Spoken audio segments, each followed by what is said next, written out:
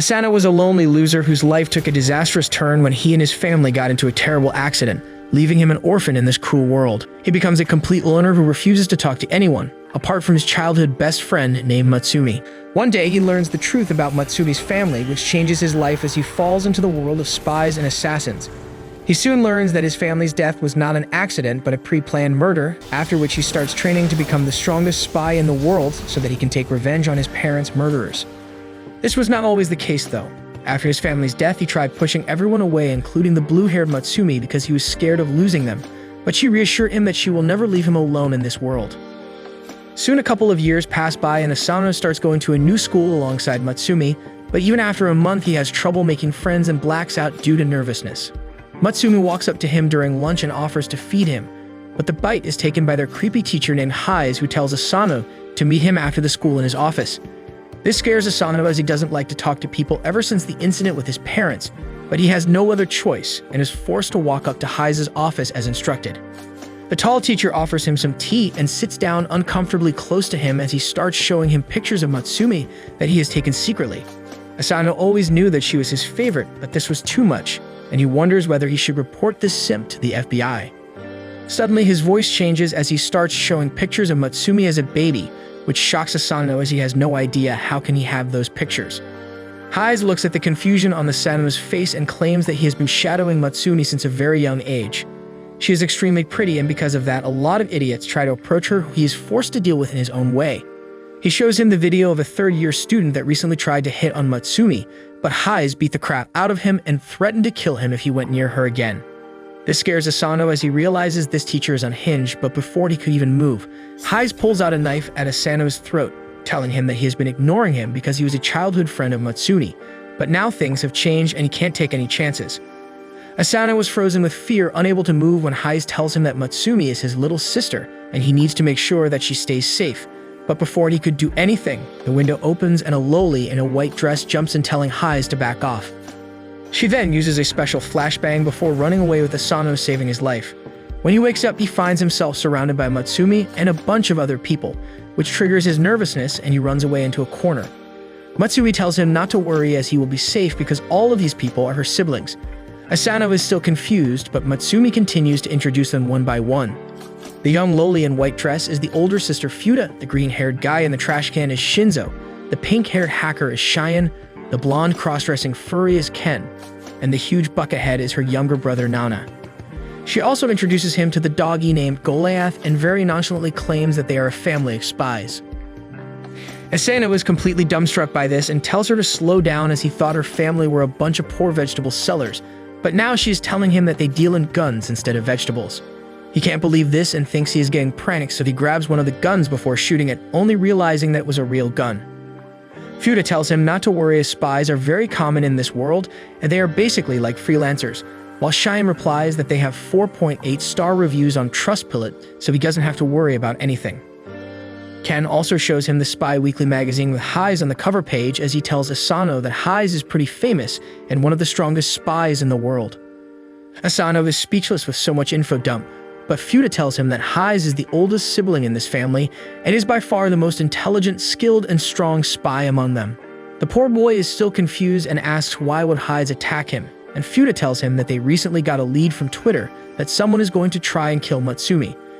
She tells him that a couple years ago, there was an accident in which Matsumi got gravely wounded and Hise blamed himself for all this. Ever since that day, he started completely devoting his life to make sure she stays safe and became consumed by this obsession to keep any danger away from her. He always hated how close Asano was to her, but spared him as he was her childhood friend. But now, because of the lead, he has a justified reason to try and kill him. Before Asano could even digest that information, the alarms start sounding and Fuda tells them that Hise has returned to finish Asano off. They immediately shut all the doors and Shinzo arms all the traps in the house, while Fuda tells everyone to get ready as they are the only ones who could stop that monster. Asano looks a little hopeful, but Fuda tells him that even 5-on-1, they have only been able to win against him 30% of the time, and there is a huge chance of someone needing 6 months of recovery or the whole house burning down. She then jumps towards Asano and tells him that the only way he could survive this is by marrying Matsumi.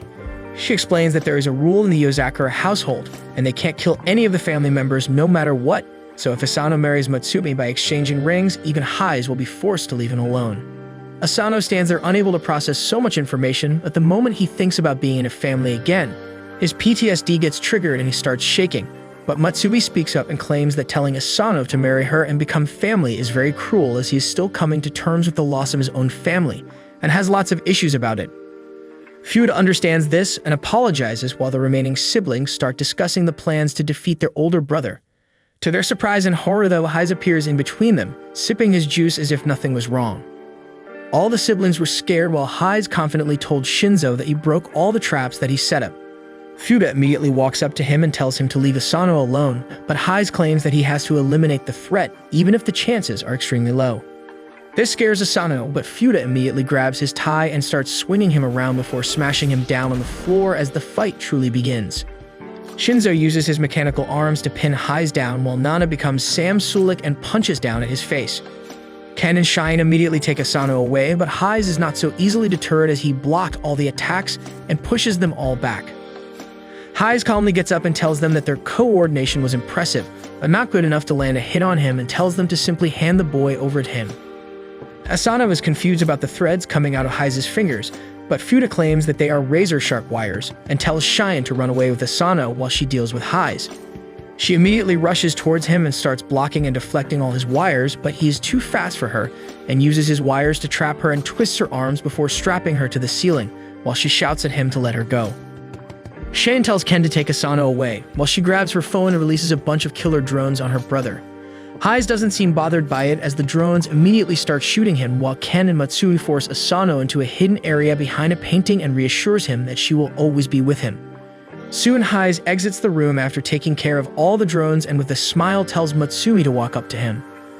Asano was also standing behind her, which is weird, but Matsumi follows Heiz's instruction and starts walking towards him. She has other plans, though, as she takes out a pistol while Doggy jumps in for an attack, but Heiz was expecting this and immediately ties both of them up. Heiz walks up to Matsumi and takes off the mask to reveal that it was actually Ken disguised as her. He walks past Ken, claiming that he needs to be more precise about his costumes, and tells Matsumi to come out of Asano's disguise. Asano watches from the hole in the picture as Matsumi removes her mask and tells Heiz to leave Asano alone, as he has nothing to do with this whole drama. To her surprise, Heiz agrees to do that, but also claims that in return, Matsumi will not leave the protection of her house, she won't use the smartphone or go on the internet. She will never have any friends or boyfriends and will always remain under his protection. Matsumi is shocked and in despair as she can't find another way out of this and was about to agree, when Asano steps out of the frame and tells Heiz to let her go. Heiz tells him to run away before he changes his mind, but Asano ignores him and tells Matsumi that he agrees to become a family member, as he never wants to leave her alone. Tears start falling her eyes as she smiles and throws a wedding ring towards Asano before Heiz could even realize what was happening, but before he could grab the ring, Heiz uses his wires to trap him in place. He tells Asano that he will never let anyone marry Matsumi, but to his surprise, Asano struggles through the wires and grabs the ring with his bloodied hands. To Heiz's surprise, Asano breaks down his wires and wears the ring on his finger, while the other siblings arrive in the room. Heiz is left speechless and shocked as he stands with his mouth open, while the other siblings celebrate their union, and Fuda walks up to Heiz, telling her that now Asano is also a part of the family, which means Heiz has no option but to protect him and teach him how to protect Matsumi. Later that night, Asano decides to head back home as he needed some time to process what all happened, and wakes up the next morning only to find Heiz standing over him with a knife in his hands. Asano dodges the knife strike, asking what the hell is he doing, but Heiz claims that this is the traditional wake-up call of the Yozakura family, and since now he is a part of them, he needs to learn the skills of a spy. He immediately takes out his wires and starts using it on Asano just for fun, while Matsui hears all this from the kitchen and rushes up to find Asano trapped midair. Heiz claims that he was just helping him exercise, but after seeing her face, he decides to drop it. Before Asano could take a breath, though, Heiz claims that they need to run out of here anyways and jumps out of the window carrying Matsumi and dragging Asano with him. That was perfect timing, as the house immediately explodes into flames, and Heiz tells Asano that his house was rigged with a bomb, but refuses to give him an explanation as things are going to get chaotic soon. He tells Asano that the main goal of the family is to protect Matsumi no matter what, and takes both of them in a limo. He explains that the news about their marriage spread like wildfire, so some people tried to rig Asano's home with a bomb aimed at Matsumi. Asano is still very confused about why someone would want to kill her, but Heiz explains that Matsumi is the head of the family. He claims that the Yozakura's bloodline is ancient and unique, as they produce superhuman people, But every single generation, there is one person who is born with no abilities at all, and she becomes the head of the family, as she is the only one who could ever have children. Because of that, Matsumi is the new head of the family, and their enemies know that if they kill Matsumi, they will basically extinguish the entire line of the Yozakura spies. He pours himself some more tea when they start getting shot by the goons following them. Asano gets scared and ducks down, but Hayes tells him not to worry as the car is bulletproof and their doggy, Goliath, is an expert driver.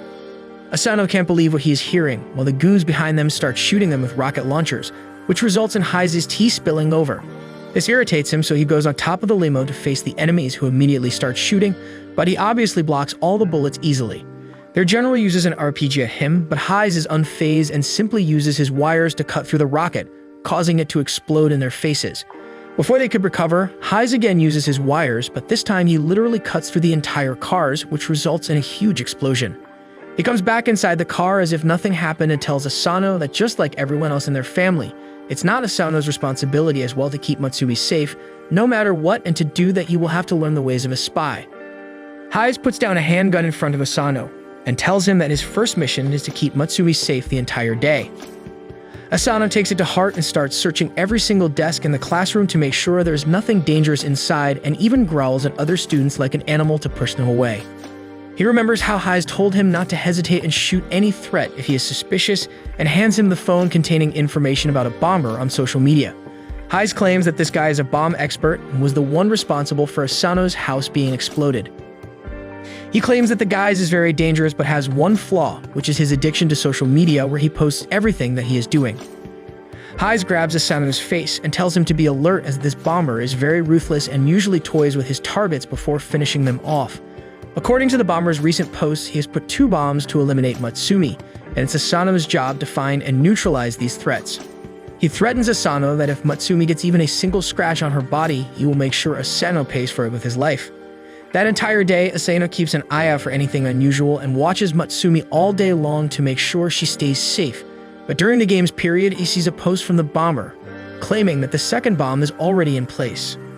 Asano is shocked by this, but ends up getting hit in the face by a football and gets a concussion.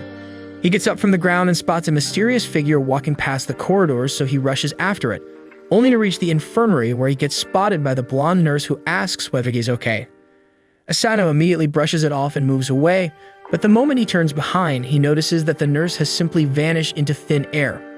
All these occurrences have made him super paranoid as he sits in the corner when he gets another notification as the bomber posts that the final bomb has been set up as well. While he was distracted, he gets approached by a group of boys who start talking to him, but he immediately gets nervous once again and gets knocked out cold. A little while later, he opens his eyes to find Matsumi looking down on him, claiming that the nurse was absent today, so she took him to the infirmary herself.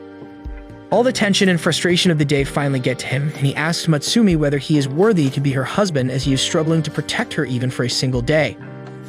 All the negative feelings about losing his loved ones flood inside of him once again, but Matsumi smacks him on the head, claiming that she would rather have a short life with him than live forever without him. This makes Asano feel better, and he takes the hand of his head only to be shocked by the bomb on the ceiling counting down. He immediately jumps into action as the bomb explodes and manages to save himself and Matsumi by pulling the couch over them. When the dust and smoke settle, they emerge from beneath the couch, while Asano starts thinking about how can the bomber know where Matsumi is going to be. Suddenly, he realizes that the bomber was simply tracking him and not Matsumi, because the bomber predicted that he will try to stay as close to Matsumi as possible. He immediately takes out his jacket, and his suspicions were correct as he finds a capsule bomb stuck to his shirt. He realizes that the bomber simply made him into a bomb which would kill Matsumi, but Asano is determined not to let it happen. He looks around to find an exit and immediately jumps out the window, sacrificing his own life to make sure Matsumi stays safe. To his surprise, the bomb doesn't explode and he doesn't fall down several stories because Hayes arrived just on time and used his wires to save Asano. He claims that his other job got sorted out quickly, so he came here to check on them, and tells Asano not to worry as he has disabled the bomb already. He pulls Asano up and tells him that he won't let anyone in his family die and commends him for his actions to try and save Matsumi. Suddenly, the door opens and Ken arrives alongside Nana, followed by Shinzo carrying the bomber in his arms. He puts the bomber in front of Hayes, who immediately ties him up alongside his own bomb and then gets thrown in the sky, after which Hayes reactivates the bomb, which causes a massive explosion that this family of psychopaths enjoys as if they were watching a bunch of fireworks. Later that evening, Asano realizes that he has no home now because of the explosion, so Matsumi helps him pack up and takes him back to her place. Hai stands on the front door ready to kill him for even thinking he could sleep with Matsumi, but Asano promises that he would sleep alone and far away from Matsumi. The next morning, he wakes up after troubled dreams of Matsumi getting kidnapped while he couldn't do anything, and he wakes up all sweaty and terrified only to realize it was a dream. He tries to get out of his bed, but steps on the doggy's tail, which earns him a bite on his arm. Thankfully for him, Matsumi is a total waifu and patches him up, claiming that he left the doggy as a guard to prevent Highs from doing anything funny. This makes Asano realize who helpless he is, and because of that, he heads up to meet Fuda and begs her to help him train as a better fighter. Fuda tells him that it's not very easy, but Asano promises to do his best as he can't see Matsumi hurt. She gets out of her chair and starts flinging him around the air before putting him back on a sofa, claiming that even for a superhuman child of the Yozakura family, it takes them 3 years to receive proper training, which means that for a normal human it might take at least 10 times that many years to come anywhere near that skill level. Asano tells her that he doesn't have that much time to learn and needs to get better as soon as possible, so Fuda tells him that he can try the Yozakura all-out training, but some say death is better than that. Asano agrees to follow that training regimen and gets out of the couch, only to trigger a trapdoor, which he manages to hang on to just in time as he looks down to see sharp spikes. Fuda smiles and tells him that the entire house is rigged with hundreds of traps for spy training, which means that living in the house in itself is the first step of the training. She grabs him out of the trapdoor and tells him to survive the house for a whole month, after which they will begin his actual training, and Asano starts regretting his decision already. The next morning, he wakes up to the alarm of the wall clock. But since he doesn't get up to turn it off, the alarm explodes, forcing him out to the hallway where a flamethrower gets triggered and burns him into a toast as he somehow manages to drag his ass on the breakfast table. Matsumi worries about his injuries, but Cheyenne tells him that all he has to do is clear all the traps, and he will get included into the list of members in the family by the computer, which means the traps won't activate for him. She further adds that it usually takes around 2 years for a normal human to clear all these traps, but Asano realizes that he doesn't have that long. Suddenly, he starts feeling sick, and Nana explains that everyone's food except for Matsumi is laced with some poison to build their immunity. He immediately rushes towards the Skibidi toilet, only to find it locked with a code. Cheyenne tells him that to enter the toilet, he needs to crack the code, which refreshes every single day. He screams in agony when finally Fuda sends Shen to help him get inside, otherwise their carpet will get ruined. Since then, his hellish life began. Every morning the alarm would sound and all the other members easily defuse it, but Asano explodes once again. The fridge is covered with lasers, so they need to use different tactics or physical skills to pass through them. But since Asano has none, he triggers the trap and gets blasted by the guns installed in the fridge. He also gets trained in marksmanship, where he is forced to use a high-caliber pistol to turn on the Tiv, but since he is not used to the power, he keeps getting hurt. Later during the day, he again gets tested by the toilet, and once he gets in, he is waterboarded by the Yozakura showers. Finally, he leaves for school thinking that he would catch a break, but the Yozakuras force him to wear a 100 kilograms vest, which makes him almost sink inside the bench. Later that night, Asano is completely spent as he walks through the hallways only to find Matsumi sleeping on her desk after all the paperwork that she has to do. He puts a blanket on her and decides to keep trying for her sake, so he goes outside to practice his shooting skills again. He realizes that even an American toddler can shoot better than him. When Matsumi calls him from behind and they both go inside to have some tea, where Matsumi remembers about how when she got into the accident which left her injured, her hair turned white because of the stress. Some of the bullies thought that she was doing it for attention and grabbed her in the storeroom to cut it off, but Asano arrived at the last moment and acted like a sociopath by grabbing the scissors and chopping his hairs off for no reason, which scared the girls. It turns out that Matsumi has a thing for psychopaths, and ever since then, she started liking Asano. A couple of days passed by since that night, and Asano started getting a hang of it, as he managed to stop the clock from exploding and even evaded through all the lasers to enter the living room, and with a single shot managed to turn on the TV even though he still can't change channels. Shinzo starts teaching him the correct way to hold the gun, when she arrives with data of Asano's progress before telling him to find Nana as it's time for his nerve gas training. He goes ahead and starts training with Nana for the day, who teaches him how to properly crawl through a nerve gas spreading through the AC vents.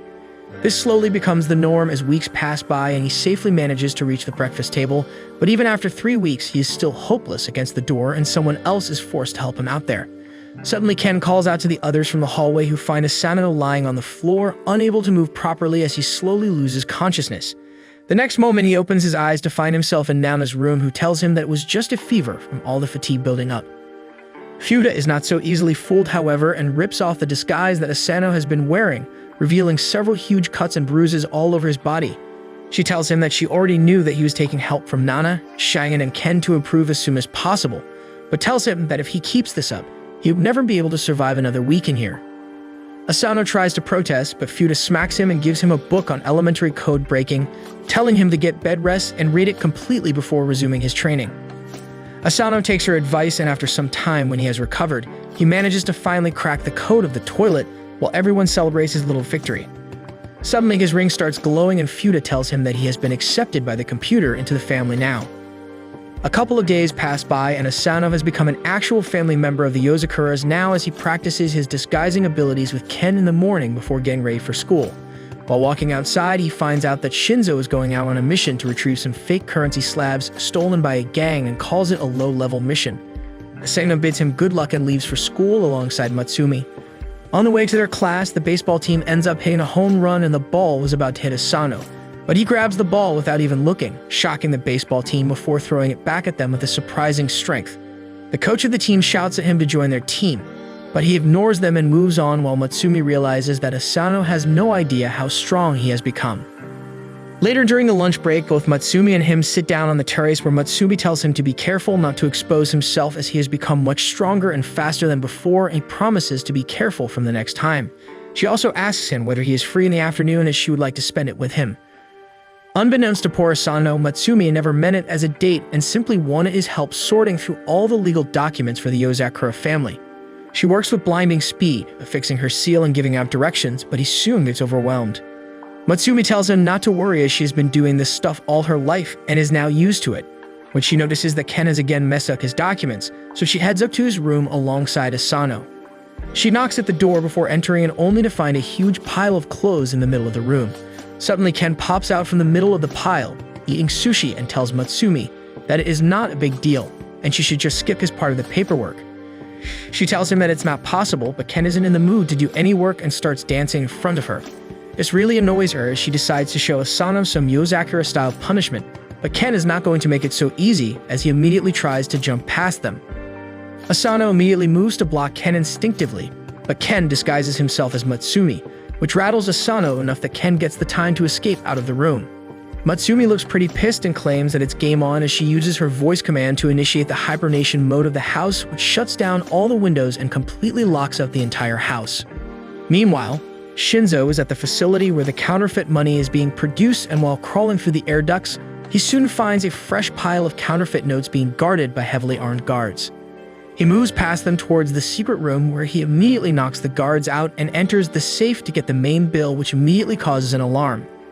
Back at the Yozakura house, Matsumi and Asano enter Shin's room to find Ken, but she claims that he hasn't been here, so they move on to Fuda's room only to find her sleeping.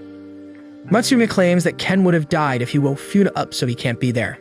After that, they go through Nana's lab, Shinzo's room filled with tanks and guns, the doggy's posh room filled with gold, and finally into Heise's room, which is obviously filled with pictures of Matsumi.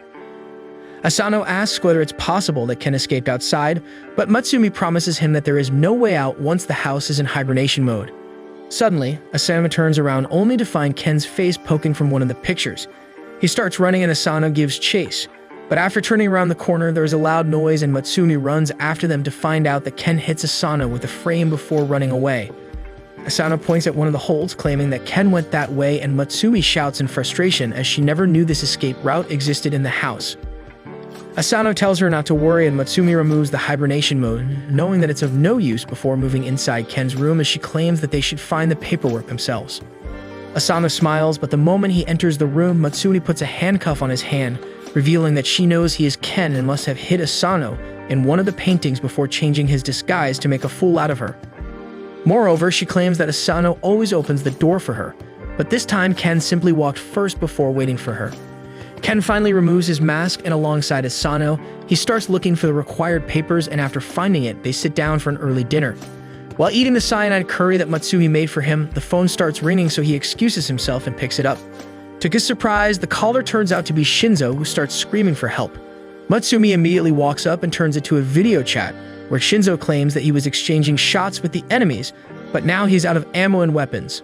Matsumi tells Asano that Shinzo is an expert with any kind of weapons, but without any weapon in hand, he is a very big wimp who is scared of everything. To solve this problem, Matsumi sends Asano on the field with a tiffin box and a grenade to infiltrate the facility and deliver the goods to Shinzo. He enters the facility very sneakily, but gets discovered by one of the guards who puts a gun to his head. Asano gets frozen with fear but remembers the counterattack that Shinzo taught him. He pushes his head back and grabs the attacker's arm before clobbering him on the chin and knocking him out. Almost immediately, he hears other guards running towards him, but he keeps his calm and uses his training to its full effect as he knees the first enemy on the face before blocking the knife with his stab-proof vest and then knocking the rest of them out as well. Suddenly, he notices another guard a little far away, and he remembers about the gun that Shinzo gave him a while ago. He immediately takes it out and uses it to nullify the guard's phone and proceeds to knock him out as well. He finally finds the room where Shinzo is hiding, and he immediately jumps on top of Asano before snuggling with his gun as if it was a dog. Asano looks a little confused when suddenly some guards find them, but Shinzo's behavior changes completely as he immediately takes charge and shoots the guards before they could even pull the trigger. He tells Asano to follow closely and runs out, smashing another guy with his shoulder before using him as a human shield and shooting the rest of the enemies. After that, he pulls out the pin from the grenade and tosses it back at the people chasing them and shoots it, causing a massive explosion. They keep running and were almost about to escape the facility when Asano gets shot on the leg from behind. He falls to the ground as blood starts pouring out while the shooter tells Shinzo to drop his weapon or he kills Asano. Shinzo immediately drops the weapon, but Asano decides to take matters into his own hands and throws a fork at Shinzo, who immediately catches it before throwing it towards the gunman, jamming the nozzle and forcing him to switch his guns. This gives Shinzo enough time to grab his own weapon, and they both shoot at each other. The gunman ends up missing, but Shinzo is on point as usual and kills the shooter immediately. Later that night, Shinzo walks back with Asano on his back while he apologizes for causing unnecessary trouble for him when they were about to escape. Shinzo tells him not to say sorry, as it is his responsibility as the older brother to protect him at all times.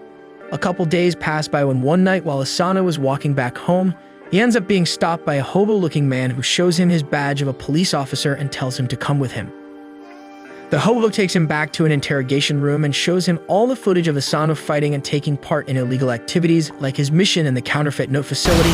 The car chase and the school explosions have been leaked on the dark net. Asano gets a little scared by this while the hobo tells him that there is no way he could have done all this alone and asks Asano which organization he is affiliated with. Asano realizes that this crackhead is trying to make him snitch on his family. Asano immediately denies being part of any organization, but the hobo tells him to chill out and pours some water in a glass before putting a tablet inside of it. Asano obviously refuses to drink it, but the hobo forces it down his gullet. Thankfully, Asano was prepared for this and simply stored everything in a balloon before telling the hobo to back off. This time, the hobo gets more serious though and tries to smash his face with a hammer. Asano immediately backs off, barely dodging the incredibly strong strike as he puts his back against a corner. Suddenly, he notices a body bag beside him leaking blood all over, and the hobo menacingly tells him that the guy was a drug dealer, so he brought him to justice without involving the law. Asano wonders whether this cop is an American as the hobo grabs his throat and shoves him into the wall, shouting a ton of instructions at him. He asks Asano once again to reveal the truth, otherwise he will torture his friends at school, but Asano decides to stick with his statement and refuses to utter a single word. The hobo brings the hammer down on him while Asano slips by, which creates a huge hole where the hammer hit, revealing the psychopath Haiz calmly sipping tea. He explains that the hobo is an old classmate of his and asks him what he thinks of Asano. The hobo walks over claiming that Asano didn't sell out his family, even at the threat of torture, which means that he passed with flying colors. Asano looks at him confused while Haiz tells them to work together before leaving the room. That morning, he somehow drags himself to the school more tired than ever when Haiz comes down to teach them, and the moment Asano shut his eye for a second, Haiz immediately unleashes a thunderous chalk throw at him, which Asano barely manages to dodge. Haiz starts teaching as if nothing happened, but he communicates with Asano in Morse code, explaining that it's very important for a spy to have control over their sleep and they must stay in a half-awake state, just like animals. Asano decides to show this psychopath his place by not sleeping, but obviously the psycho teacher pulls out a small ball and explodes it with his duster. Immediately, the room fills up with sleep gas, which puts everyone to sleep except Matsumi, who always carries a gas mask. Scared about Asano, she turns towards him only to find him asleep, but the moment Haiz throws a chalk at him, Asano shifts his gear and shoots the chalk with his stun gun. Matsumi is shocked that Asano managed to stay awake, but it turns out that he is actually in a half-awake state already. Hayes ups his pace and starts throwing chalks at the speed of bullet while Asano dodges and shoots them down one by one while being in deep sleep. That day taught him how to stay half awake, but it also became a problem as Asano started sleepwalking, always scaring Shinzo at night. A couple days later, Asano gets a call from the hobo police who tells him to immediately get his ass down to the amusement park, where two couples are walking around with guns. Asano immediately goes down to the amusement park and sits down on an empty chair trying to figure out which couple is more likely to carry a gun, when Matsui surprises him with a cool drink, claiming that they will look less suspicious together. Soon both of them get suspicious about three couples and decide to follow them one by one. First, they walk behind the punk couple, which forces Asano to get on a roller coaster where he blacks out because of fear. They walk outside when they realize that the punk couple is very shy and not suspicious at all. After that, they follow the roided-up family members of Sam Sulik, who also seem totally in love and don't show any signs of suspicion, so they decide to follow the third and last couple wearing a full black suit. They enter a diner where Matsui goes off to get some drinks when Asano finds out that even this couple simply wanted to propose each other for marriage and that's all. Just when he thought that the actual targets must have escaped, he hears an argument between one of the couples who were being all lovey-dovey the entire day. They turn out to be super toxic and take out Uzis from the hood and start blasting each other. Everyone starts scrambling to run outside, and in the process even Matsumi is shoved outside with them. Asano immediately jumps beneath a table with a little kid and tells him to stay quiet. Finally, he has had enough and reveals himself before taking out his pistol and unloading the entire magazine on the couple, stunning them and knocking them out. Soon the police arrives and takes them both away, while Hobo thanks Asano for completing the mission as he saved multiple lives today. After everything was done, Asano decides to finally chill out and spend some quality time with Matsumi, so he goes up to the giant wheel along with her in an empty park and gives her a rose that he got for her before. The rose has a bullet hole now because of all the shooting, but Matsumi loves it and blushes while hoping this moment will never end. A couple of days pass, revealing that someone has been trying to hack into the household files about the family members for the past 4 days, and Cheyenne has been tirelessly defending against the cyber attack, finally trapping the hacker. However, the hacker escapes by pulling the plug, but not before getting most of Asano's files. After taking a break, Cheyenne tells Asano and Matsumi, who are getting ready for school, about the hacker. Though she believes she has secured the system, Asano feels uneasy, sensing more trouble ahead. On their way to school, Asano pushes Matsumi out of the way just in time to dodge sharp needles, spotting a thin figure behind a pole, and they run through alleyways but can't lose the attacker. Asano eventually faces the attacker, blocking an assault from above and pushing the girl away. The attacker, Kiri, is excited by Asano's strength, revealing she's obsessed with him and wants to kill him out of love, and Matsumi recognizes her as a notorious spy who stalks and kills the men she becomes obsessed with. Kiri, angered by the nickname, tells Asano he's famous in the underworld with a $100,000 bounty. She claims she's not after the money but wants to kill him for love, showing she knows all about his habits and missions. Asano, staying calm, declines her offer to live together, stating his loyalty to Matsumi, which enrages Kiri, who then threatens Matsumi but reveals Hayes has forbidden her from harming the Yozakura family, shocking Asano and Matsumi, as they realize Hayes allowed Kiri to target Asano. Kiri attacks with needles but deliberately misses, showing off her skill before leaving. Later in class, Kiri is introduced as a new transfer student seated next to Asano. She playfully attacks him with a needle, which he blocks with a notebook, starting a series of daily dodges as Kiri keeps trying to harm Asano, hiding needles in his seat, pencil, and basketball. Despite the constant harassment, Asano adapts, casually evading her attacks even during lunch with Matsumi. However, the relentless game tires both of them. Kiri, frustrated, incapacitates the entire class with needles, commanding them to capture Asano, and refusing to her innocence, Asano is captured. Just as Kiri gets ready to kill him, Matsumi steps in, and suddenly, the earlier assailant returns, shooting at Kiri. Matsumi saves her but gets grazed, and this infuriates Asano, who defeats the attacker and rushes to Matsumi's side. Kiri, puzzled by Matsumi's rescue, feels conflicted yet grateful, becoming attached to Matsumi, vowing to kill Asano to have Matsumi all to herself, and Matsumi tells Asano to think of Kiri like a little sister. Days later, Cheyenne invites Asano to her room, challenging him to a game as part of his training, and Matsumi warns him of Cheyenne's intense gaming sessions. Playing the game, they stop a hijacked train in real life, realizing Cheyenne turns real missions into games. The pressure increases as they face a terrorist threat involving a helicopter and drones. Asano, struggling at first, uses a glitch to revive the boss and defeat the drones with Kiri's help, saving the day. Cheyenne, upset with his use of glitches, forces Asano to play with her for 2 nights straight, and exhausted, Asano wonders what his next mission will be as he finally falls asleep. A couple of days pass, and one morning while Asano is doing his intense training with 500 kilograms weights on his back, he gets a call from Nano, who needs help. Nano explains he's on a top-secret mission in an evil lab where scientists are creating bioweapons. They've made a pill that can instantly kill everyone in a 10 kilometers area if it explodes. Nano, treating the situation casually, says he made the lab workers sleep with his chemicals but didn't want to risk bringing the bioweapon outside. So he swallowed it, trusting his body's defenses to neutralize it. This makes him very sleepy and act drunk. He needs Asano to come fetch him before the scientists wake up and find him. Asano quickly dresses and heads to the lab's location. He finds the area unusually quiet and filled with unconscious guards, wondering if this was all Nano's doing.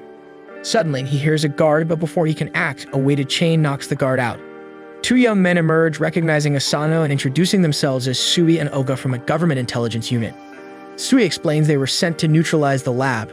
Oga, with his sharp hearing, senses more enemies.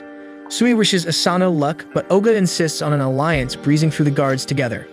Inside the lab, Asano finds Nano unconscious.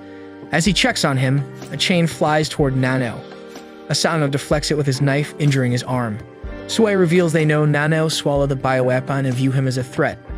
Asano stands protectively in front of Nano, refusing to let them harm him.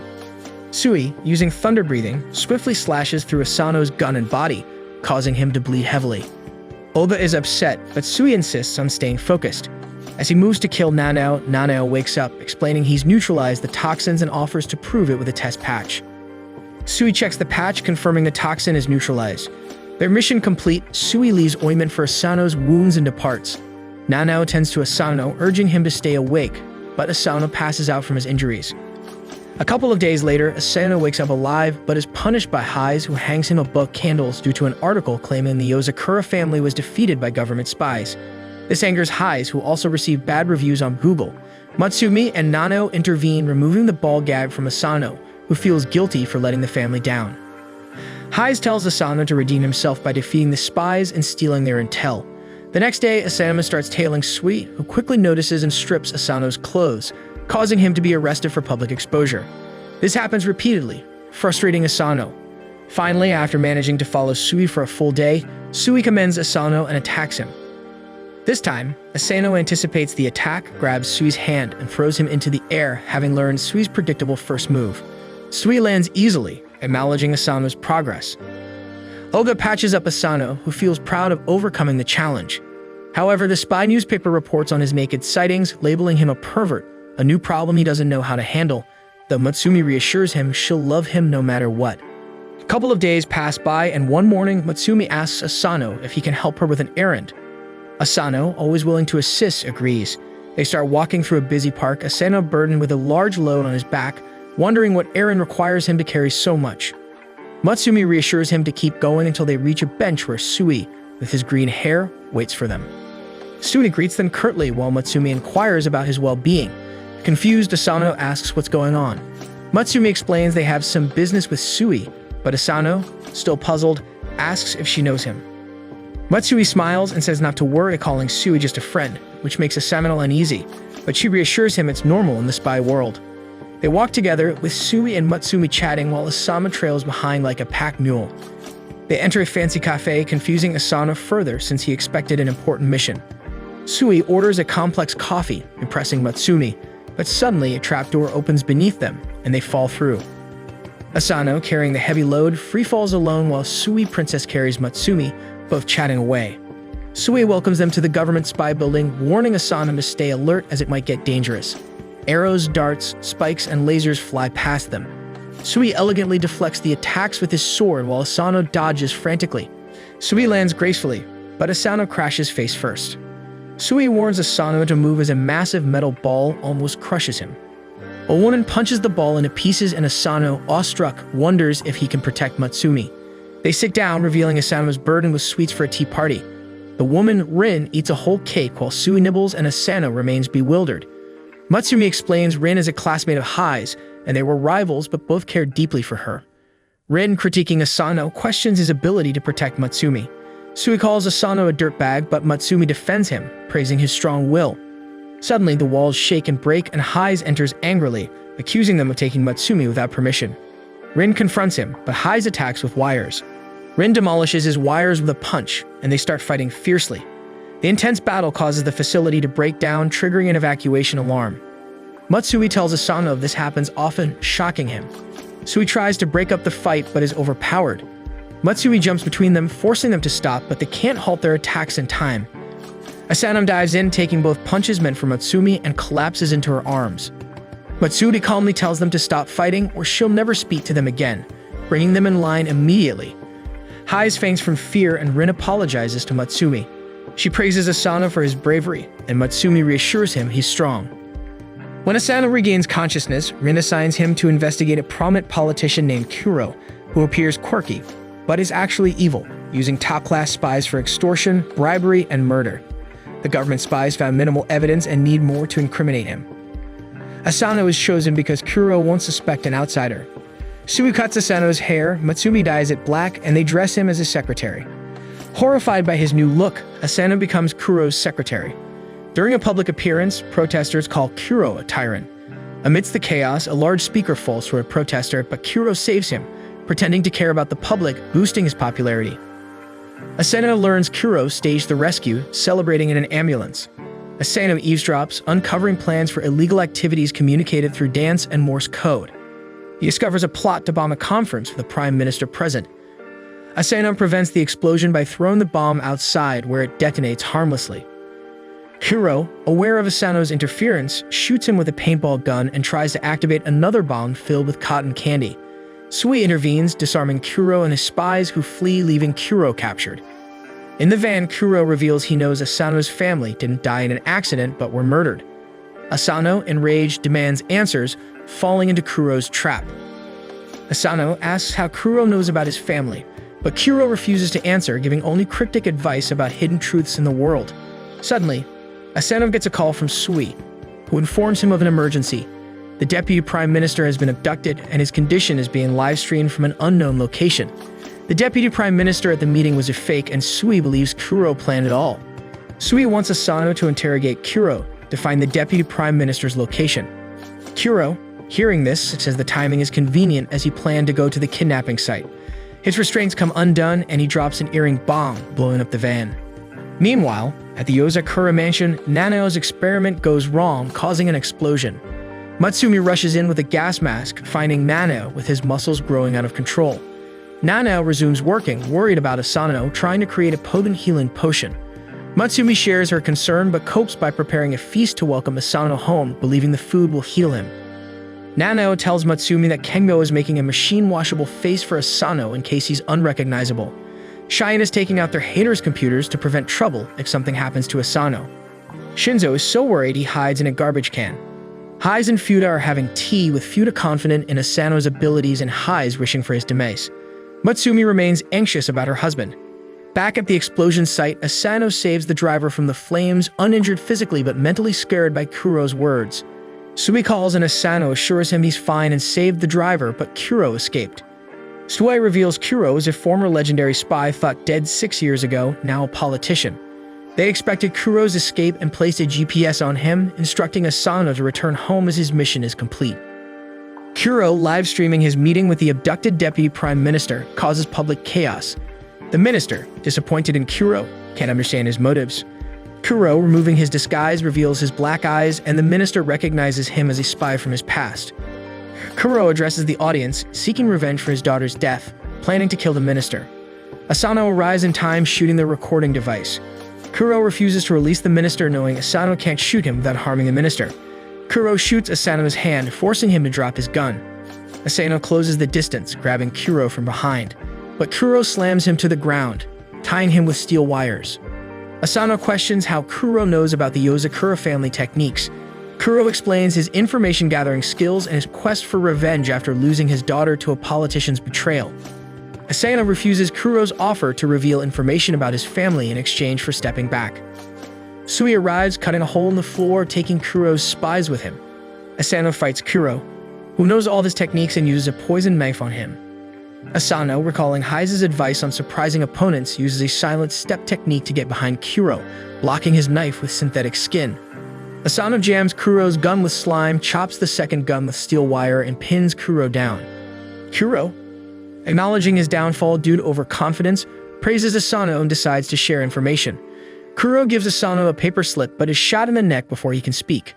So he suspects another assassin silenced Kuro. Asano, proud yet troubled, holds the paper slip.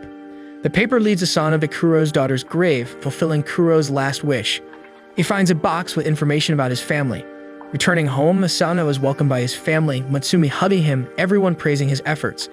Despite still having a lot of questions in his mind, he finds happiness and companionship with his newfound family and embraces the moment. A couple of days later, Rin calls Asano and Matsumi to her headquarters. As they sit down, Rin congratulates Asano on his successful mission and announces they will celebrate with a hot pot. Everyone gathers around the table, and Rin heaps an enormous amount of rice into Asano's bowl, then heads off to prepare the hot pot. Curious, Asano asks Sui what Rin means. Sui explains that whenever Rin prepares hot pot, she hunts and captures all the animals herself before bringing them back to cook. Rin approaches a massive pile of monstrous dead animals, deciding which meat to use first. Sui offers to help, and with one elegant slash of his sword, he expertly cuts all the animals to perfect sizes for the hot pot. As the delicious smell of food fills the room, Asano serves soup, meat, and veggies to Matsumi. She thanks him warmly, but before she can take a bite, Haiz shoves a mouthful of vegetables into Asano's mouth, choking him. Haiz tells Asano that serving Matsumi is his privilege alone. He then prepares a bowl for Matsumi, only for Rin to shove his head into the bowl, telling him to stop acting jealous. Infuriated, Haiz starts a food fight, and everyone quickly moves out of the way. Toda, unable to stand the waste of food, tries to grab a bowl but gets knocked out by a flying fish cake. Meanwhile, Sui calmly dodges the flying food, catching meat pieces and eating them.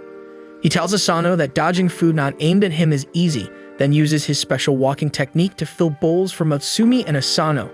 Matsumi gives Asano one bowl and keeps the other, while Sui warns Asano that the walking technique can damage their bones if not done correctly. Before Asano can react, a piece of hot meat hits his face, making him scream, while Sui continues eating undisturbed. After the meal, Oga and Rin fall asleep on the floor and Sui quickly cleans up. Asano sits behind a shelf, staring at a small cube, wondering if it holds the truth about his family's death. Matsumi joins him, asking if the cube has information about his family, and he confirms it does. Asano confides that while he saved the Prime Minister from Kuro, there was a split second where he thought about avenging his family in the same way Kuro did, making him feel no better than Kuro. Matsumi kisses his cheek, surprising him. She smiles, claiming she wanted to comfort him. The cube opens, revealing a marble. Haiz identifies it as an optical device, but seeing Matsumi kiss Asano, Haiz's eyes bleed as he prepares to attack Asano. Rin restrains him, telling Asano to run. Later, Asano and Matsumi return home. Asano, feeling tired, realizes someone is sitting on his head. It's the assassin Ayaka in a maid outfit. Matsumi explains Ayaka will stay as a live-in maid to handle daily tasks and protect Asano. Ayaka, claiming to know everything about the optical drive, grabs it from Asano. Cheyenne, entering sleepily, takes the marble, noting it's old and damaged. She says it will take time to extract the data. Matsumi takes Ayaka to teach her how to make tea, while Asano worries about having an assassin in the house. Ayaka tells Asano his bounty has increased, making him a bigger target. She will try to assassinate him daily for training. She throws forks at him, and Asano contemplates his future. That evening, exhausted, Asano lies on the table. Matsumi offers to make him tea, but he wants a bath first. Entering the bathroom, Ayaka surprises him, clicking pictures and squirting acidic solution, which burns the walls. Dodging her attacks, the house's defense system activates, shocking Ayaka. Asano short-circuits the power supply, saving Ayaka, but Haiz finds him in a compromising position and chases him with the torture device. Naked Ayaka joins the chase, having fallen for Asano again. A few days later, Asano starts his regular missions. One day, he forgets his phone and Matsumi notices a call from someone named Kaoru. Grabbing the phone, Asano cuts the call and leaves, making Matsumi suspicious. Ayaka scares her, claiming these are signs of cheating. Matsumi, trusting Asano, tells Ayaka not to worry. The next day, Matsumi takes Goliath for a walk with Asano, enjoying quality time together. Goliath, a special mix of mystic wolf and dog, can change shape. He grows larger and Matsumi rides him, offering Asano a ride. Goliath flicks him away with his tail, forcing Asano to hold the leash. Goliath runs at incredible speed, dragging Asano through water, leaving him drenched in a park. Suddenly, an explosion occurs. Matsumi saves the kids while Goliath covers her. They realize Asano took the brunt of the damage, making Matsumi angry. Goliath tracks the detonator's scent, leading to a basement where the perpetrator is killed by Goliath. That evening, Asano gets a call and rushes home.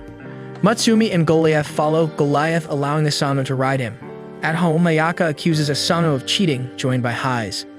2 government spies arrive, clarifying that Kaoru is an old man and showing the rare tea leaves Asano obtained for Hais. Hais, moved by Asano's effort, chokes on his shame. They all sit down for tea, discussing the future plans for the Ozakura family. A few days later, Fuda is training Asano's reflexes by shooting baseballs at him with a Gatling gun. He struggles to dodge them all, and after the intense training session, returns home exhausted. At home, Asano finds Matsumi looking through an old picture book. The photos show everyone looking much younger, and Matsumi proudly shares it with Fuda and Asano. Curious about the occasion, Asano asks, and Matsumi explains it was taken to celebrate Nanao passing his spy license exam.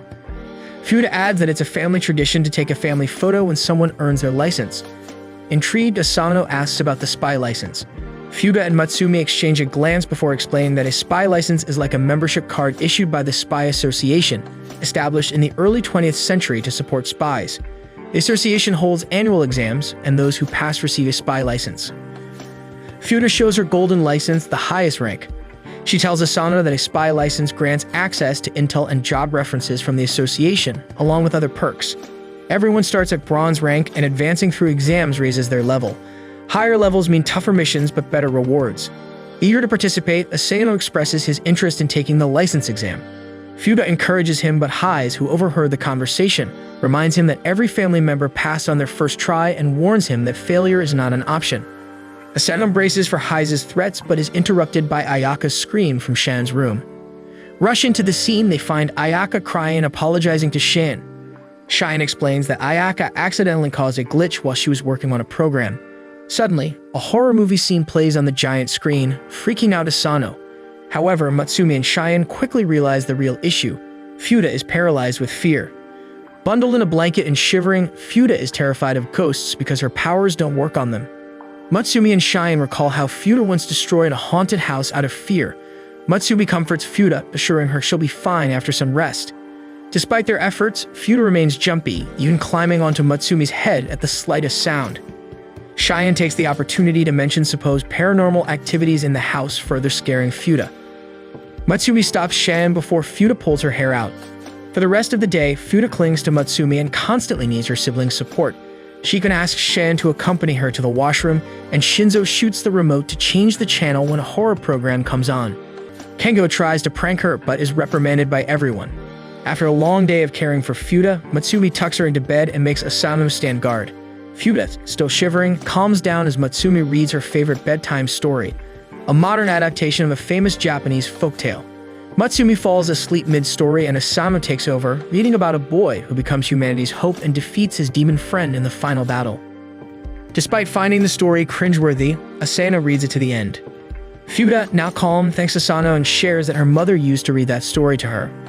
After her mother's death, she became fearful, worrying that she couldn't protect her loved ones. Fuda confides her insecurities as the eldest daughter, feeling like a failure for needing care herself. Asano listens, sharing his own fear of losing loved ones but explaining that it motivates him to become stronger. Fuda chuckles, telling him to go to bed and wishing him luck on his license exam. On the day of the spy license exam, the first task involves running with heavy weights tied to their feet. Matsumi cheers for Asano from the waiting area as he surpasses everyone and finishes first. Some participants seem displeased with his success. During a break, Asano eats rice balls made by Matsumi, who tells him to rest before the next test. A Mohawk guy he defeated earlier plans to take Asano down to claim his bounty, but before he can reach Asano, another participant named Hoshi blows him away with a gust of wind, warning that infighting is not allowed. Mohawk curses Hoshi but quickly retreats when he sees his knife is broken. Asano thanks Hoshi, who dismisses it, saying he was just protecting what he loves. Hoshi eats a rice grain from Asano's face, making a flirtatious comment that creeps Asano out. Matsumi recognizes Hoshi as the #1 flirt in the spy world, notorious for not caring about age or gender. She angrily warns him to stay away from her husband, but Hoshi declares he's happy to be a side piece. He takes close-up photos of Asano and reveals a tiny Asano doll he made from clothes and hair left at mission sites. Creeped out, Asano is relieved when the next test is announced. It involves freeing themselves from chains underwater, which Asano does easily. Hashi in the next tank continues his flirtatious comments. The following test is hide and seek with executioners, and Hashi finds Asano, hugging him tightly and attracting the executioner's attention. In the bomb defusing test, Asano successfully clears it with time to spare, but Hoshi is still nearby to pester him. During the written exam, wrong answers result in being stuck in the ceiling. Asano struggles, so Hashi shows him his completed answer sheet. With the test over, the participants gather to receive their spy licenses. The place begins to dismantle, creating one final challenge. The hallway crumbles and everyone runs ahead. Mohawk hits Asano, knocking him down. Asano clings to the crumbling floor, but Hoshi helps him, creating a gust of wind that lifts them both to safety. Hoshi reveals he's a silver-ranked spy and a proctor for the exam assigned to judge character. He praises Asano's determination and grants him his license. Asano, delighted, thinks Hoshi was joking about his crush, but Hoshi insists he's serious. Later, a party is held to celebrate Asano's achievement. Hise arrives late, explaining he fell through the walls he hollowed out to spy on Matsumi. Fuda realizes he was also behind the spooky events, punishing him by breaking his bones. They take a family photo to celebrate Asano passing his spy license exam and place it in the family album, marking another milestone in their journey together. A couple days pass by when Asano returns from a long day from school, only to find Colonel Sanders in his bag, who comes out and tells him that he didn't want to deal with all the traps, so he hopped in his bag. He introduces himself as the grandfather of this family, but as any sane person would do, Asano starts blasting him with his gun. Thankfully, Matsumi stops him from offing their grandpa and introduces him as Grandpa Ban. The sleazy grandpa tries to flirt with Ayaka before giving Matsumi money as a congratulation for her wedding, before he claims that he wants to go on an outing with Asano so they can get to know each other. Before he could get out though, Hise arrives and traps him completely with his wires, telling him to return back to prison at once. Asano looks shocked, but Grandpa tells him that he is just permanently stationed in the prison as a part of his mission and he will go back later. Hise tells him to follow his orders if he doesn't want to get hurt, but Ban challenges him to do something and escapes the wires without any issue before deploying a smoke bomb and running away with Asano. Hise immediately calls Asano and tells him that Ban is a top-class spy who is an expert at entering and escaping secret facilities, but is also a huge incel who spills all information to any woman he sees just to impress them. He tells Asano to beat the crap out of Ban if needed, but make sure he stays in check. Asano uncomfortably looks around as the old hag has taken him to a bar where he surrounded himself with girls and was about to reveal some top-secret information when Asano jumps into action and tries to stop him. Unfortunately, the old geezer is too quick and escapes, but Asano prepared for this and used a special glue to make him stick to the chair. Ban doesn't care though and jumps out of his clothes before challenging Asano to catch him. Even after using every trick in his arsenal, Asano doesn't even come close to catching him, so Ban gives him a drink, but he refuses because he is underage. Ban calls him a beta male for not taking chances in his life and then tells him about his own love for the Yozakura grandmother named Kiko. He claims that she gave him a new life and he loves her more than anything else. Asano wonders how the hell is he supposed to get this old man back into the prison when an old blue-haired lady walks up to him and calmly puts special exploding handcuffs on Ban's arms. He looks back in surprise only to realize that it's his wife Kiko. He immediately starts grabbing and hugging her, while she tells him to go back to the prison as he is supposed to be on a mission, while Matsumi runs up to Asano, claiming that she knew her grandmother can take care of Ban. Soon Matsumi and Asano head back to their home while Kiko allows Ban to spend one day with her. A couple days later, the Yozakuras decide to head down to the mall to get some supplies, and Asano soon learns that this mall is designed to cater to the underworld as Matsumi calmly buys grenades from vending machines and ammo from a boba shop, while the other members buy supplies and toys for themselves as well. After buying a bulletproof shirt for himself, Asano finds a young girl who is lost and she tells them that some men took her father down to the basement forcefully. Matsumi seems to know where they are and immediately types in a code for the elevator, which takes them to the underground flea market, which is very dangerous. While walking through the dingy alleyway, they find her father being tormented by a gangster who wanted money and was threatening to kill his family. But Asano immediately uses his stun gun to knock him out cold while the family reunites. This turns out to be a bad idea, though, as everyone recognizes both Matsumi and Asano and decide to claim the $500,000 reward on the Sanema's head, but Hise appears out of nowhere and saves them by calmly using his wires to dispatch the goons. Soon a bunch of other gangsters also arrive, but so does the remaining Yozakura family, who turn it into a fun game as they not only destroy the enemies but also the entire basement of the mall, which starts sinking as they leave the mall after a happy shopping day. One morning, Asano dreams of a day his family planned a camping trip only for rain to ruin their plans. Asano entertained his younger brother with his video game skills while their mom encouraged him to channel that energy into studies or sports. They bantered and laughed until tragedy struck, and Asano lost his entire family in a car accident. The dream ends at their funeral, jolting him awake, shivering and sweating. Later, Cheyenne shares that the optical memory device Asano received from Kuro contains a guest list for a Yozakura wedding reception. Specifically, the marriage of the ninth family head, their parents. Cheyenne displays the list on a giant screen, noting that most guests were civilians, suggesting it was a public event. What shocks Cheyenne is the presence of Asano's parents on the list. Cheyenne tells the surprised Asano that while this isn't enough to draw conclusions, it does suggest a connection between his family and the Yozakuras before he was born. Asano processes this quickly, recalling Kuro's words about the unnatural circumstances of his survival in the accident that killed his family. He says he's been mentally preparing for any revelation since then. Matsumi, however, is deeply shaken, crying and unable to meet Asano's eyes, fearing his family died due to their connection with the Yozakuras. Asano holds her hands, urging her not to jump to conclusions. He tells her they need to learn more about the connection before making any judgments. Moved by his words, Matsumi calms down, while Cheyenne jealously tells him to get a room. Asano then asks Cheyenne to help him uncover more about his parents, even if it's troublesome. Cheyenne, acting annoyed, pokes his eyes and tells him not to talk to her like a stranger. Cheyenne devises a plan to visit the underworld, suspecting that any remaining information about the former family head might be there. She sends Asano to the Library of the Dead, a private organization that collects information about people who have vanished without a trace. Following her instructions, Asano descends a manhole in a remote area. As he enters the library, Asano sees people reading books on classified topics. One man laughs at a peculiar death method, only to be instantly silenced by the librarian Mi, a silver-ranked spy who despises noise. Shen warns Asano to stay quiet, as Mi will punish anyone making a sound. Mi's hearing is so sharp that Cheyenne reduces the output of Asano's earbuds to a minimum. Navigating the library silently, Asano witnesses Mi stabbing anyone who makes a noise. He nearly drops a book but catches it in time, avoiding death. Eventually, Asano finds a file on his dad but discovers nothing new. However, he notices a hole in the book that matches the optical storage device. Inserting the device, the book's contents change, revealing photos of his family with their names crossed out and the word Tampopo in bold letters. Realizing Tampopo might be linked to his family's death, Asano is startled when the book announces it will self-destruct in 3 seconds due to unauthorized access. The book explodes, making enough noise to alert everyone. Cheyenne, hearing the explosion, urges Asano to flee as Mi closes in. Mi attacks, but Asano dodges.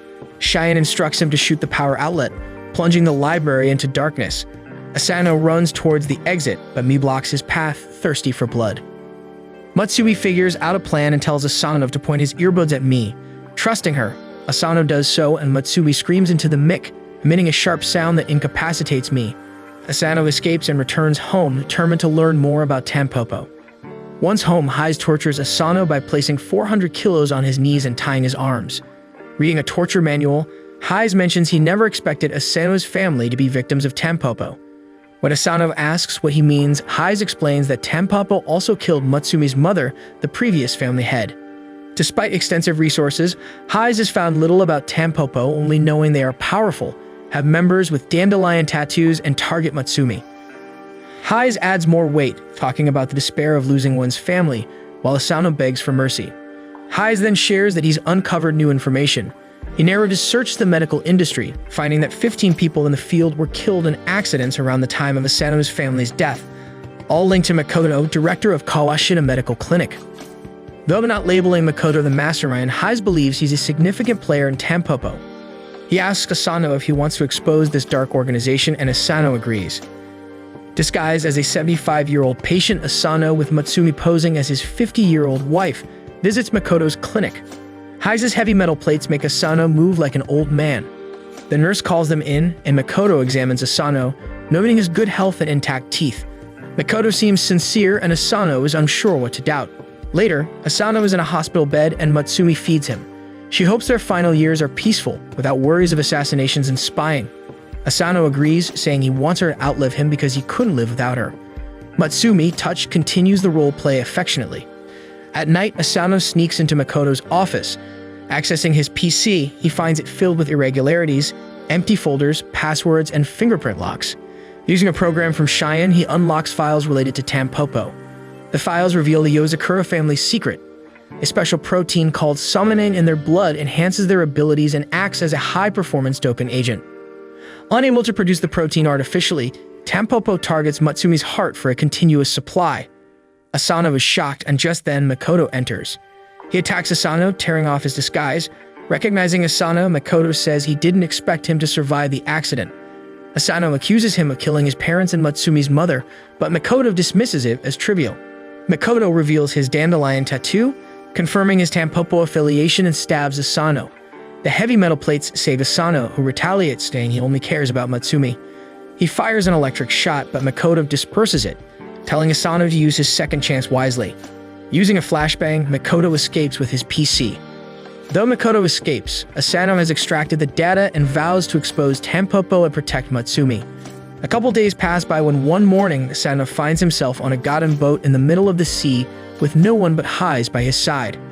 Asano thinks that this time Hise might actually kill him, but to his surprise, Hise is acting pretty chummy with him, helping him fish, offering him food and whatnot. This really scares Asano more than anything when suddenly, instead of a fish, he catches an enemy out of the water, who lands atop the boat and starts shooting. Asano quickly sweeps his legs and smashes his face, and when Hise tells him that fighting in the water is very important for a spy, and when he and Fudo were young, they used to do it really often. Asano thinks that this might be a drill, but Hise replies that these are actual enemies as he emailed flyers to every enemy organization about Asano's location for some hands-on training. Soon enough, a huge number of enemies emerge from the water on their boats, and an all-out brawl ensues, while Hise watches from the corner as bullets fly in all directions. Asano somehow manages to deal with almost all the enemies when suddenly a torpedo rushes towards their boat and explodes it into pieces, throwing every man into the open sea. Asano somehow manages to find a floating plank and saves one of the enemies from drowning when he notices that the torpedo has the mark of Tampopo. Hise floats by him and claims that he heard rumors that Tampopo uses these waters as their smuggling route and kill anybody who come near this place, and now it is confirmed. Suddenly, Hise congratulates him for fighting off the enemies so far and uses his wires to throw Asano in the air for his next test. Asano falls back into the sea where he is almost hit by another torpedo, but he manages to dodge it and uses his wire belt to grab onto it. Hise tells him that the torpedo is heading for them and it will do nothing to him, but all the other men here will definitely get blasted into small pieces. He tells Asano that before he always sacrificed himself to save others, but he is a bronze-ranked spy now, which means he needs to save everyone without harming himself. Asano immediately climbs on top of the torpedo and slowly but surely tries to deactivate it. All the other men start trying to swim away in order to save themselves while Hise calmly waits to see what happens. Thankfully, Asano manages to deactivate the torpedo right before it hit Hise, who congratulates him for his efforts.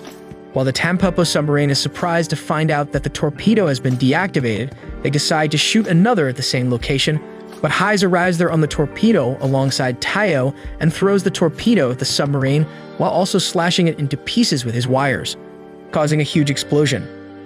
Asano is exhausted as he swims idly in the ocean when Hise asks whether he really wants to fight against Tampopo, as they are a huge syndicate, which is even difficult for several gold-level spy members together to handle. But Asano is adamant, so Hise decides to take him in for the war against Tampopo. The next morning, he sends him to a hotel where Meiko is supposed to be on the top floor.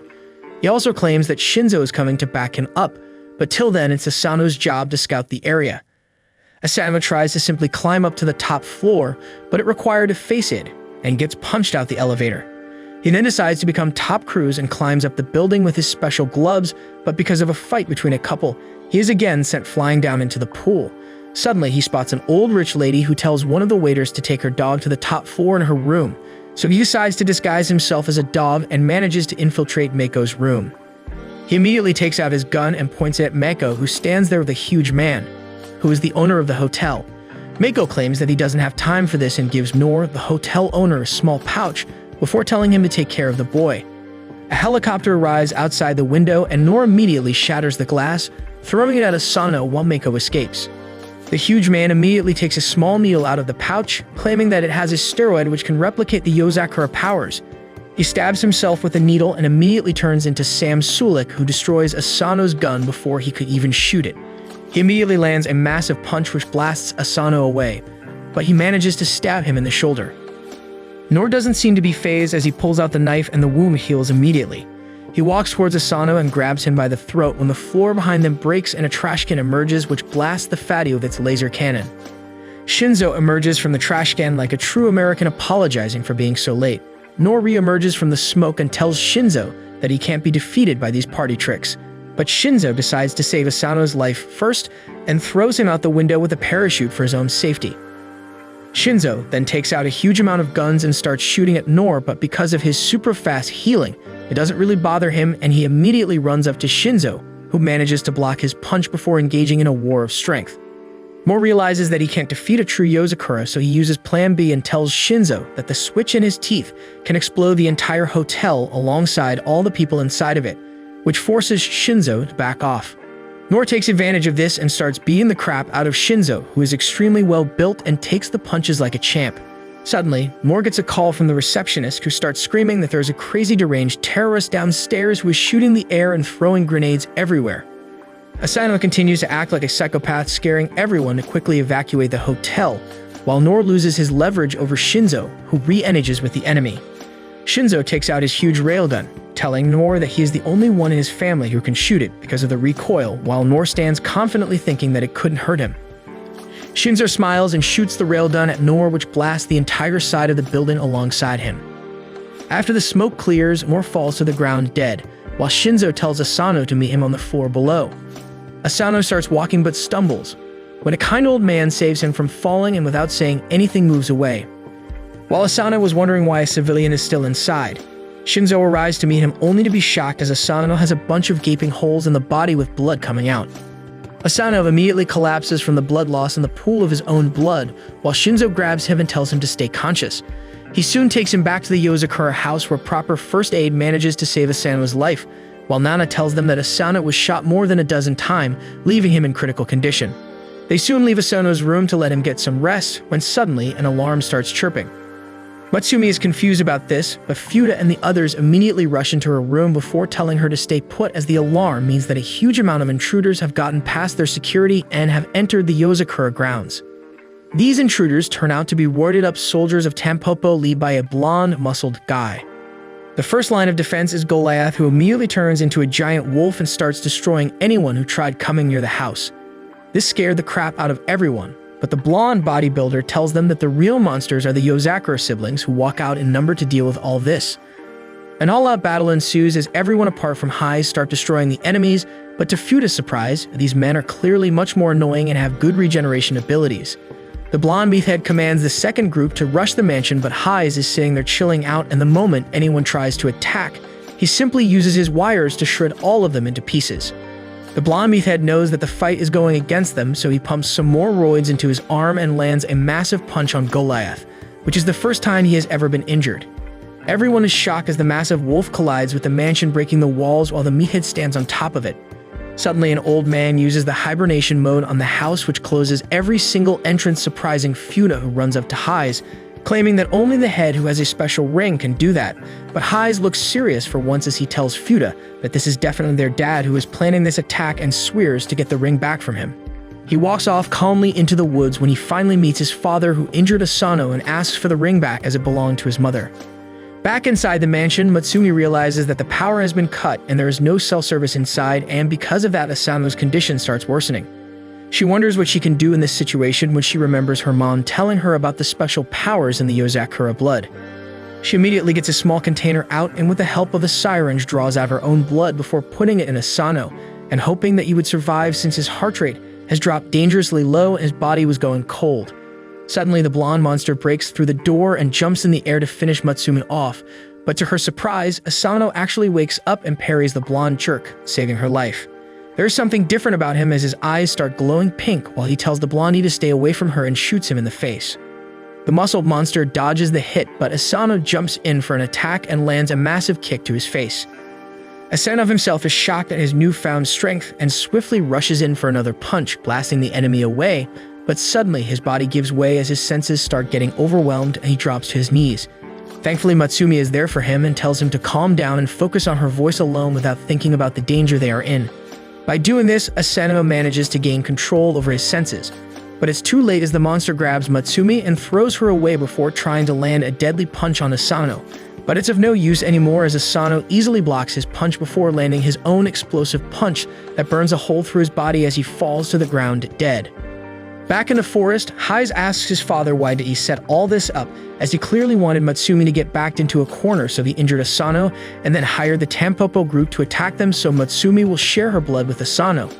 The old man simply smiles and tells him that he simply wanted Asano to become stronger so there is no threat to Matsumi. After that, the old man turns around to leave, but Haiz tells him to return the ring before using his wires to literally chop everything in the area into 2 pieces. Surprisingly, his father catches all the wires easily as he is the one who taught Haiz how to use them. Haiz, however, doesn't really seem to care and uses them to twist his father's arm, forcing the ring to come off while his father disappears from the area. Back in the mansion, Matsumi hugs Asano, happy to see him alive, where she gets a call from Cheyenne who asks whether they are okay. She immediately tells the remaining siblings that Matsumi is safe and they shift their gears to finish everyone off. Ken disguises himself as Matsumi and runs around the area, making every single attacker follow him as their main goal is to kill the head of the Yozakuras. But this leads them to Nana, who juices up and uses his fists to create a crater trapping all the enemies, while Shinzo uses his technology to trap them inside a ball. Soon Funa walks up and uses her superhuman strength to spin the ball around and throws it in the air, ending the battle for now. Matsumi and Asano walk out of the mansion while the others huddle around them, but Asano is still not properly in control and starts going berserk, while the others try to restrain him. Haiz walks back, claiming that Yozakura blood is very strong and normal people can easily get overwhelmed by it and lose themselves completely. Asano manages to throw everyone off of him, but immediately gets trapped by Haiz's wires, who puts AirPod Maxes on his head and asks Matsumi to sing a song for him. Matsumi grabs the mic and sings like JoJo's Saiwa, which knocks Asano out cold. And when he wakes up, he has no idea what happened to him. Asano rests for a solid week after that, but decides to head school one day as he doesn't want anyone to get suspicious about him. He still has pain all over his body, and to make sure he doesn't injure himself, Matsumi sends Nana with him. Nana immediately uses a special serum which controls his mutated genes, and he starts looking like an average boy of his age and immediately changes up to leave for school. On the way, he tells Asano that this boy form is not very stable for him, and oftentimes he is forced to take special drugs just to make sure his genes don't go berserk. When they reach school, Nana is immediately greeted by his classmates who ask whether he is feeling better now, as they all think Nana is a sickly boy who mostly gets homeschooled. Later that day, while Asano was walking with his friends, he gets a call from Nana, who asks him to immediately meet him in the biology lab. Asano immediately rushes in, only to find Nana on the floor while his body starts going crazy as tumors start developing all over his arm. Asano immediately gives him a shot of medicine which calms his nerves when suddenly a classmate of Nana's comes in. Kita, his classmate, only seems to care about animals and ignores Asano completely while asking Nana whether he is feeling okay. She takes his body temperature before leaving while Asano stays behind. Nana takes out a pack of syringe, claiming that they contain a special serum which will permanently stabilize Nana's genes, but he will return back to his Jack Mr. Olympia form and will never be able to return back to school. He apologizes to Asano for causing trouble for him and decides to take it, but Asano stops him, claiming that he has the right to enjoy school as much as the next person. Asano promises to cover for him and tells Nana to go enjoy his day while Asano will keep an eye on him. Nana tears up and happily agrees before returning back to his class. While reading a chapter during the class, his genes act up once again and the right side of his uniform explodes, but Asano is quick on the trigger and shoots him with an antidote, quickly turning him normal while the teacher wonders what the hell just happened. Similarly, Asano covers for him the entire day through different activities so that Nana can enjoy a day at school as well.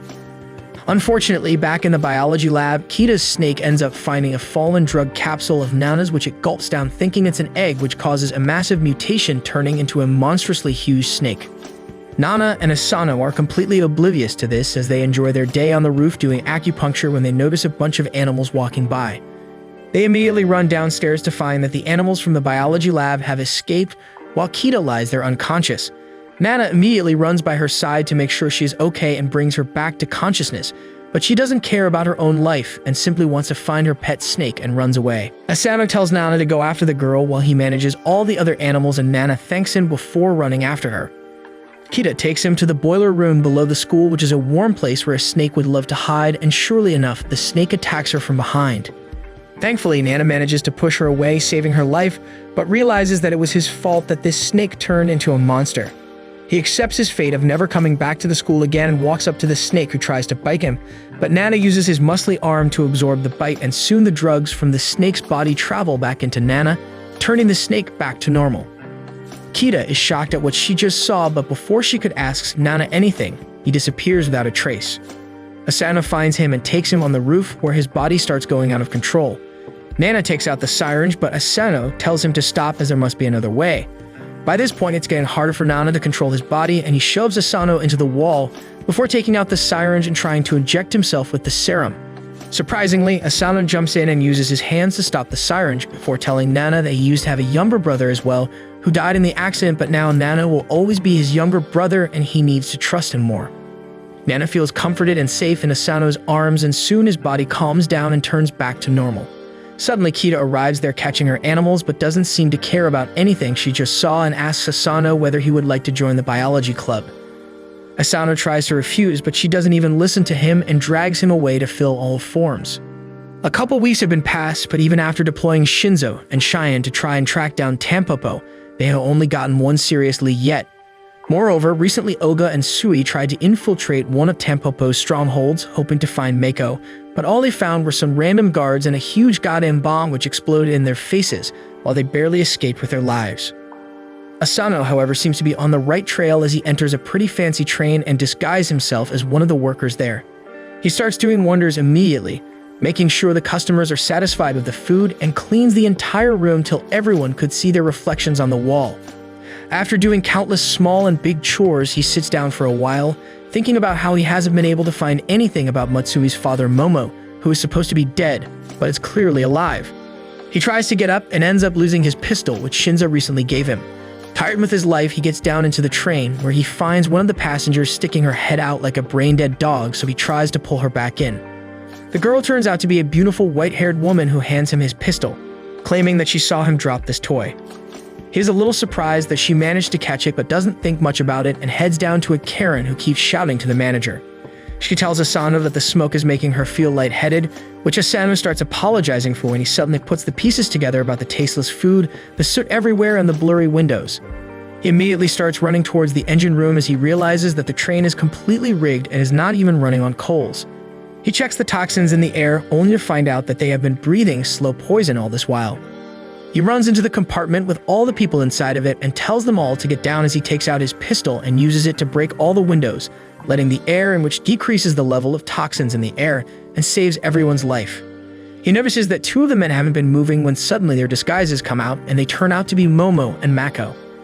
He remembers how it was Momo who he ran into in the hotel before getting injured, so he takes out his pistol and points it at Momo's head. But before he could do anything, the beautiful white-haired lady walks in the compartment and tells Asano to stop. Immediately, Momo jumps into motion and grabs Asano in an arm lock, claiming that he's holding the gun too tightly. But Asano uses a counter and gets out of the lock before trying to pull the trigger, but he gets caught by the white woman's hair before she smacks the gun away from his hand.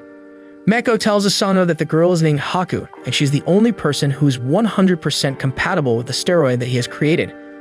He claims that he wanted to see what would be the result of an encounter between someone compatible with Yozakura blood and someone compatible with the steroid, so he planned everything and used fake intel to spread out the Yozakura family in order to lead Asano here. He then moves away into the other compartment with Momo, while Haku uses her hair to cut the link between their trains. Haku immediately tightens her chokehold against Asano, but he uses brute strength given by the Yozakura blood to break through it before dodging through Haku's strikes with surprising quickness.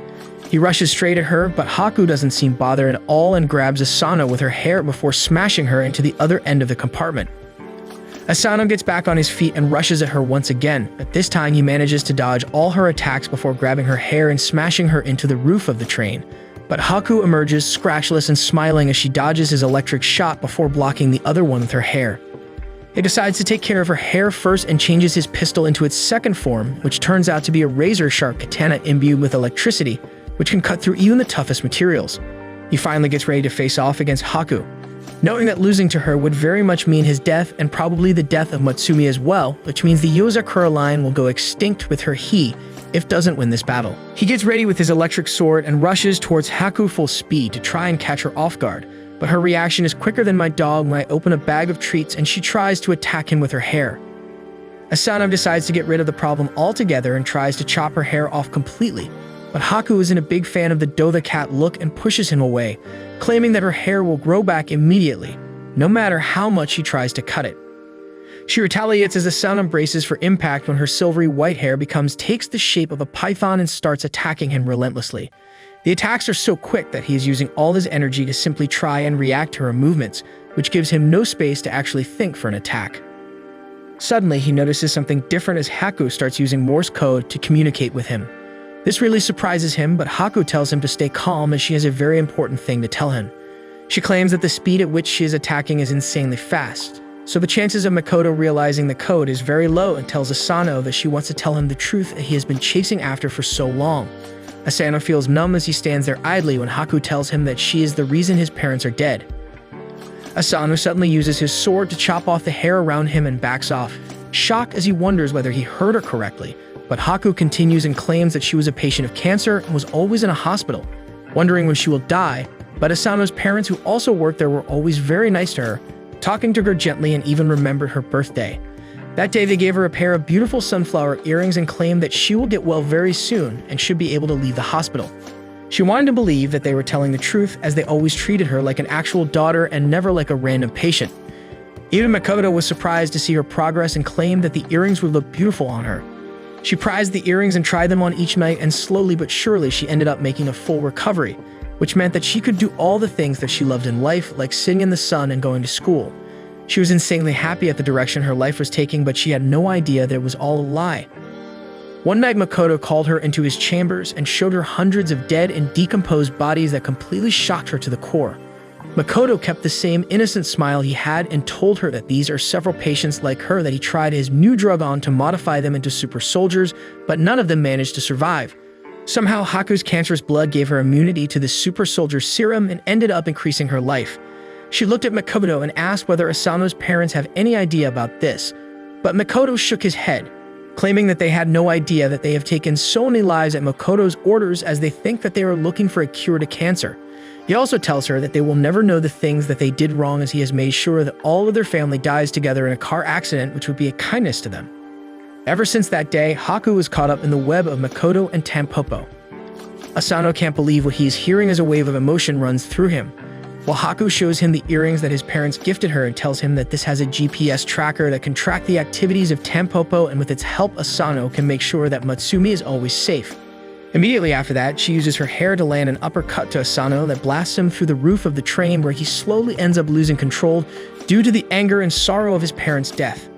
He starts going berserk as he attacks Haku with all his strength, but because of that, his accuracy lowers down and Haku manages to grab him with her hair. To her utter surprise, Asano uses his anger as a fuel and reaches past the limit of his body as he rips her hair and frees herself. He realizes that he will lose himself if this keeps happening, so he cuts himself on the leg to remove some of the Yozakura blood from his body, which calms him down. He straightens his brain and collects all the strength into his body of a final attack as he thunders towards her at the speed of light and cuts all her hair at once, giving her a total makeover as she falls to the ground totally exhausted and dying. He grabs her head in his lap and tells her that he doesn't blame her for his parents' death, as that is the job of Tampopo and Makoto. He tells her that his parents talked about her a lot and always loved her like their own daughter. Tears start rolling down her cheeks as she remembers his parents and dies peacefully. Asano stands up totally depleted and mentally exhausted after learning so much, but before he could do anything, a giant furry hand comes out and slashes him on the back. This hand belongs to a loli named Ai, as her trainer named Mizu tells her not to repeat Thor's mistake in Infinity War and always go for the head. After that, Mizu simply walks up to Asano, claiming that Makoto is no longer interested in him, and starts strangling him to death when suddenly he senses the presence of both Fuda and Rin on the tracks. This makes him start sweating, but his pet student Loli doesn't know any better and immediately rushes off to punch Rin in the face. Unfortunately for her, Rin is above her league and simply hitting her breaks her wrist, and she is thrown back towards the train, where Mizu catches her and decides to try his hands against these spies. Suddenly, his head blows up like an angry vegan and he releases a poison breath aimed at the two girls, but Rin doesn't really care and throws Fuda like the atom bomb on Japan as she goes ahead through the poison and twists the entire train, exploding it, while Mizu saves A and jumps away, and Rin grabs Asano alongside Fuda, claiming that they will deal with Tampopo some other day. If you like this video, please consider subscribing and watch the video on the screen next.